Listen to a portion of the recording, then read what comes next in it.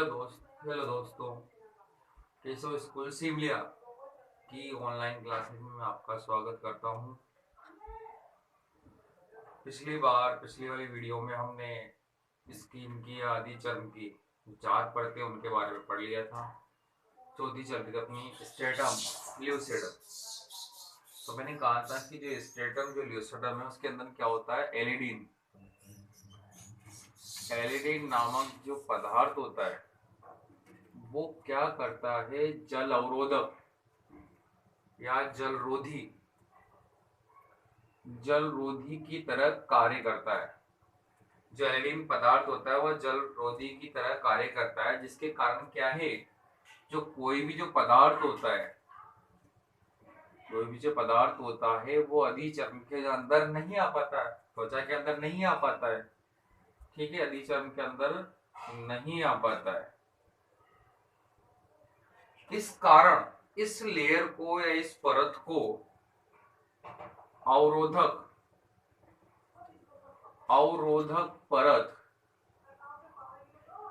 अवरोधक परत या बैरियर लेयर भी कहते हैं।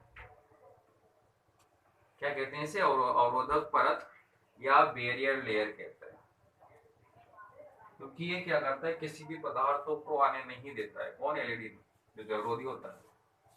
आगे देखते हैं पांचवी लेयर कौन सी है, स्ट्रेटम कॉर्नियम।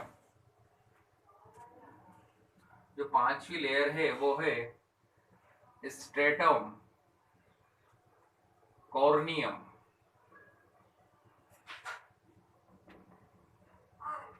स्ट्रेटम कॉर्नियम, इसको बोलते हैं किणस्तर।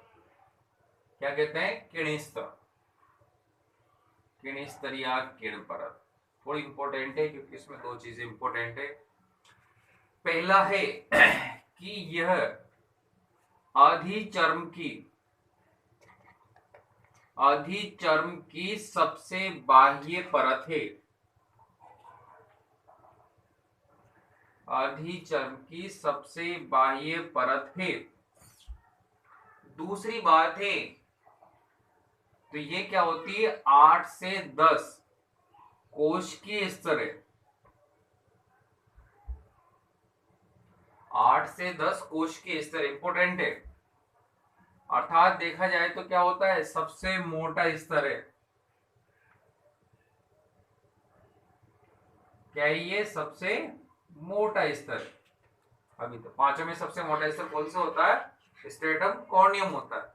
और ध्यान रखना है इसकी आकृति, कोशिकाओं की जो आकृति कैसी होती है, भी शल की टाइल्स के समान शल की चपटी होती है। क्वेश्चन कैसी होती है? शल की चपटी होती है, टाइल्स की तरह। और क्या होता है, इसकी कोशिकाएं कैसी होती? केंद्रक। दूसरा इंपोर्टेंट फैक्टर, पहला है सबसे मोटी होती है और दूसरा है केंद्रक रहित।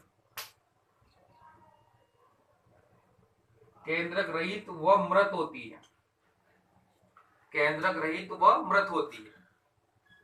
ठीक है। और इंपोर्टेंट है कि इसमें क्या होता है, जो एलिडीन होता है, पिछले वाले में था ना, एलिडीन होता है ना, वो क्या होता है, मृत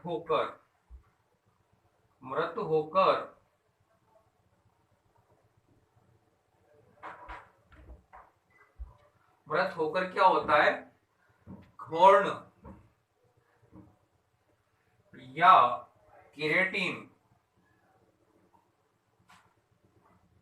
केरेटिन में बदल जाता है। इसमें क्या होता है, जो एलिडीन होता है, कोशिकाओं में एलिडीन नामक जो पदार्थ होता है वो मृत होकर के या सूख करके क्या होता है, होरन या एलिडीन में बदल जाता है। आगे बढ़ते हैं।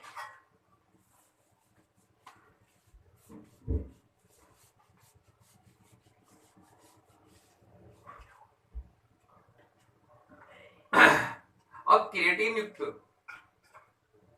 केरेटिन युक्त मृत मृत मृत कोशिकाओं की जो परत होती है, केरेटिन युक्त मृत कोशिकाओं की जो परत होती है उसको अपन हॉर्न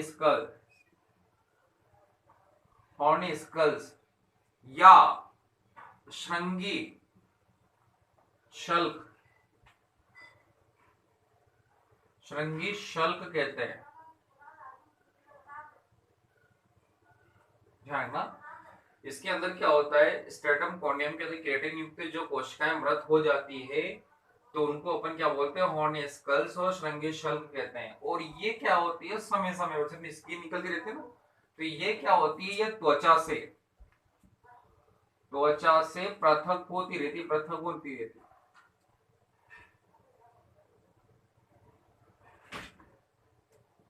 त्वचा से पृथक होती रहती।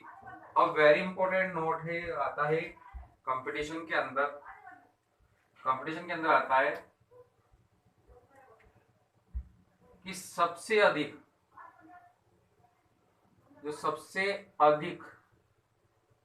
जो मोटी स्ट्रेटम कॉर्नियम होती है वो कहाँ होती है, तो उसके दो जगह होती है। एक तो होती है हथेली और दूसरी होती है पैर के तलुओं पर पाई जाती है। पैर के तलुओं पर पाई जाती है, तो हथेली और पैर के तलुओं पर पाई जाती है ये। क्यों? क्योंकि यहां पर क्या होता है, रगड़ सबसे ज्यादा होती है, ज्यादा रगड़ खाती। इस कारण से क्या होता है, यहाँ पर हथेली और तलवों पर क्या होता है, स्ट्रेटम कॉर्नियम होता है ना, उसका सबसे ज्यादा आवरण पाया जाता है, क्योंकि यहाँ पर क्या होती है, भी रगड़ ज्यादा होती है। फिर दूसरा आता है अपने एक और ट्रिक है, श्रृंगी भवन। एक और अपना परिभाषा है श्रृंगी भवन या केराटिनाइजेशन।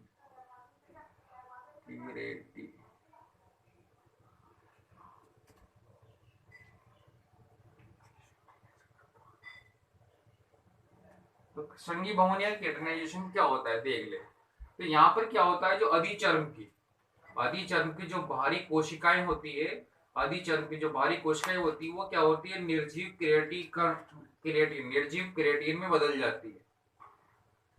इस प्रक्रिया को अपन क्या बोलते हैं, केराटिनाइजेशन या श्रृंगी भवन बोलते हैं। ये क्या क्या कार्य करता है, सुरक्षा का, इसका कार्य करता है सुरक्षा का। और सुरक्षा कार्य के लिए क्या करता है, बाह्य कंकाल का निर्माण करता है, जिसके अपने क्या है, नाखून और क्या है, बाल है। क्या है, तो अधिचर्म के अंदर क्या होता है, अधिचर्म की जो बाहरी कोशिकाएं होती है, अधिचर्म की जो बाहरी कोशिकाएं हो जाती है वो क्या जाती है, मृत होकर के केराटिन में बदल जाती है। इस प्रक्रिया को अपन क्या बोलते हैं, केराटिनाइजेशन। क्या बोलते हैं भी, केराटिनाइजेशन। और ये क्या कार्य करती है, सुरक्षा का कार्य करती है। और क्या बनाती है, बाह्य कंकाल। क्या बनाती है भी, बाह्य कंकाल बनाती है। और उसके उदाहरण क्या है, नाखून व बाल। ठीक है, नाखून व बाल। तो ये अपना बायोलॉजी का टॉपिक चल रहा है, आगे बढ़ाएंगे इस क्रिया को। अगर आपको अच्छा लगे या कोई भी समस्या हो तो मैंने व्हाट्सएप ग्रुप में आपको जोड़ा है, 12th साइंस का मुझे एडमिन बनाया गया है। कोई भी अपनी सलाह सजेशन हो, कोई भी प्रॉब्लम हो तो मुझे व्हाट्सएप ग्रुप्स में कमेंट। धन्यवाद।